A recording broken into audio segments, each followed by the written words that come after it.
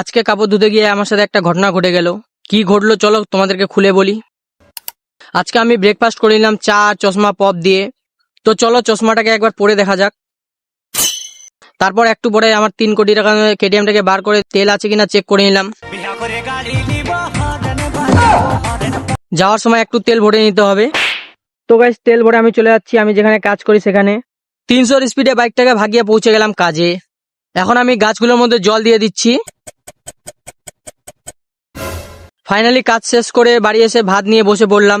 তারপর সরস্বতী পূজার পরে থাকা জামা কাপড়গুলো নিয়ে ধুতে চলে এলাম। আজকে বউ নাই বলে এত কষ্ট। এ বউ তুমি কোথায়? যেখানে আছো জলদি আসো।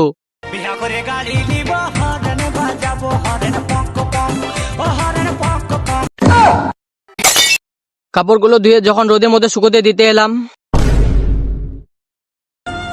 हाथ थारी बाहन भी